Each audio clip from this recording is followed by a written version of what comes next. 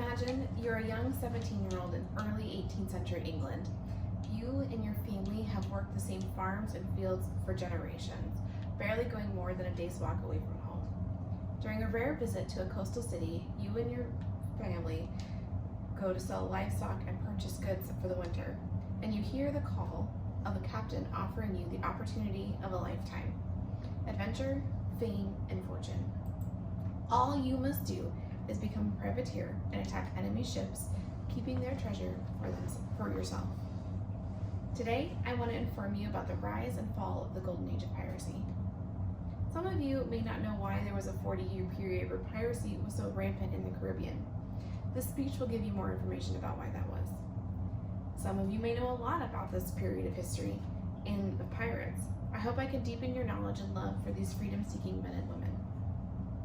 Personally, I've been an avid fan of all things pirates since I was 11 years old. I read every book I could get my hands on, fictional or otherwise. I also completed specific research for this instance. Today I want to talk to you about the rise of privateers, the end of England's wars, and the end of the golden age of piracy. England was at war for a long time, first starting with the 9-Year War in 1688, which went on until 1697. And then in 1701, they began the War of Spanish Succession. This war and the previous war had depleted their treasury, and they were looking for a way to expand their navy without having to pay for it. This is when the idea of letters of marque and privateers came around. A letter of marque basically gave you a free pass to be a pirate. Henry Morgan was one of these well-loved and well-known privateers. According to Stephen Bonnet, in Monsters of Their Own Making, understanding the context of the rise and fall of the golden age of piracy, that Henry Morgan was so loved and well-known that he was even knighted. Of course, there were a couple consequences that came with hiring pirates to be a part of your navy. Sometimes English ships were the ones under fire. Also, there was no guarantee that any goods or treasures or money that was found on these enemy ships would make its way back to England. So now that I've talked to you about the rise of privateers, let's talk about what happened after the end of England's wars.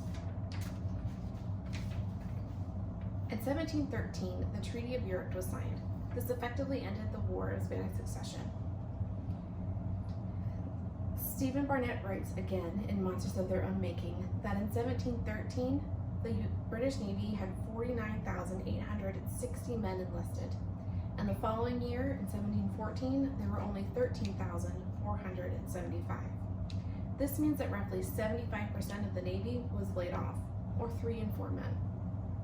This statistic does not include the number of privateers that had been hired by the Crown.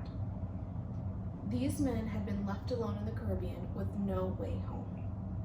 They were sea-hardened and seeking adventure, and suddenly found themselves in the middle of dense trading routes, with no English navy to protect those ships. This gave rise to pirates like Edward Teach, Calico Jack, Anne Bonny, Henry Morgan, and William Kidd. So now that we've just talked about piracy and how it was able to get a foothold in the Caribbean, let's talk about how it ended. Nassau was a major home port for many of the pirates in the Caribbean. As you can see, it's right in the middle of all of these other islands and other trading routes.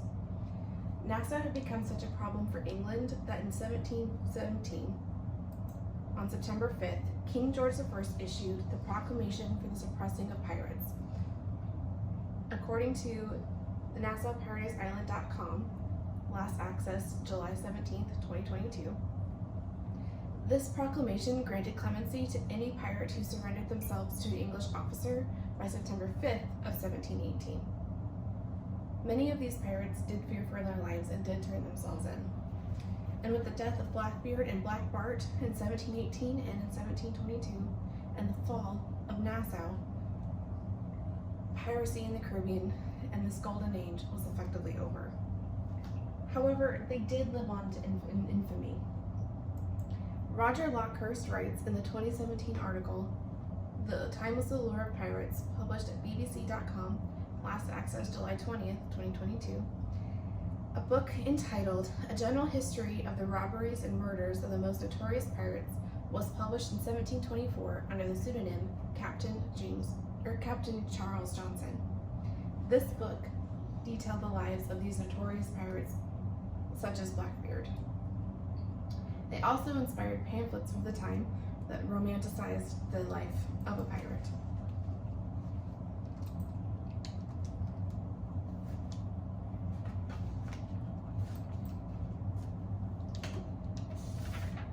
I've just given you a brief history of the rise of privateers, the end of England's wars, and the end of the golden age of piracy.